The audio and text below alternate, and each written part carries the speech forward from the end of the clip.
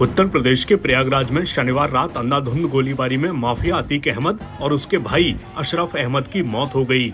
इस घटना के बाद सवाल उठा कि आखिर अतीक और उसके भाई की हत्या क्यों की गई, इसके पीछे की असल वजह क्या है। इस सवाल का असल जवाब मामले में गिरफ्तार तीनों आरोपियों का कथित जवाब ही है या फिर पर्दे के पीछे का खेल कुछ और है। चलिए आपको हर बड़ी बात बताते हैं जो अब तक सामने आई है।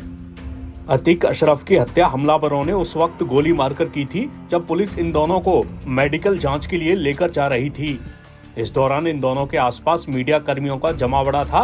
ये आगे बढ़ते वक्त सवालों का जवाब भी दे रहे थे।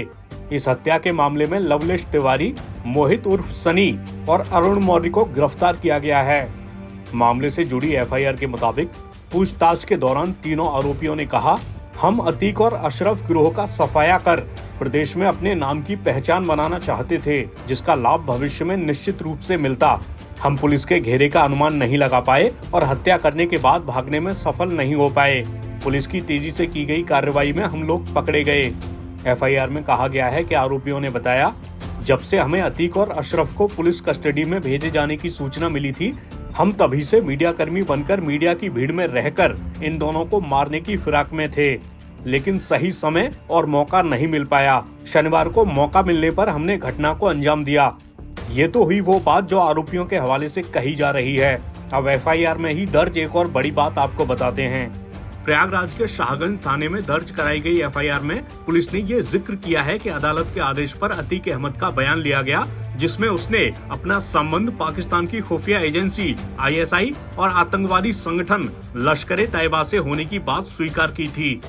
इसके आगे एफआईआर में अतीक के दर्ज कथित बयान में कहा गया है, पाकिस्तान की आईएसआई द्वारा ड्रोन के माध्यम से पंजाब में हथियार गिराए जाते हैं और पंजाब में आईएसआई से जुड़ा व्यक्ति उन हथियारों को एकत्र कर कुछ लश्कर-ए-तैयबा को भेजता है और कुछ हथियार खालिस्तानी अलगाववादी संगठनों को देता है और उन्हीं में से कुछ हथियार जैसे 45 बोर की पिस्तौल, AK-47 राइफल, स्टेन गन और RDX मुझे भी उपलब्ध कराता है, जिसका मैं भुगतान भी करता हूँ।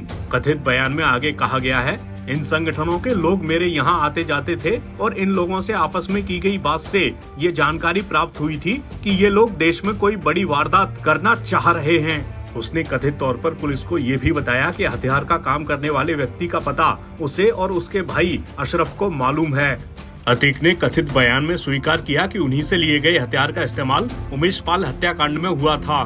तो उसने कथित तौर पर कहा, प्रयोग में लाए गए और हत्या के बाद रखे हुए हथियारों का पता हम दोनों भाई साथ चलकर बता सकते हैं, क्योंकि उन जगहों का कोई मकान नंबर नहीं है जिसे जेल से बता पाना मुमकिन नहीं है। अब यहाँ राज गहरा गया है कि अतीक ने कथित तौर पर हथियारों के जिस नेटवर्क का जिक्र किया, उसके पीछे की पूरी कहानी आखिर है क्या। आपको बता दें कि उत्तर प्रदेश सरकार ने अतीक अशरफ हत्याकांड की जांच के लिए 3 सदस्यीय न्यायिक आयोग का गठन किया है। ऐसे में उम्मीद है कि आगे की जांच में मामले से जुड़ी कुछ और जानकारियां सामने आएं।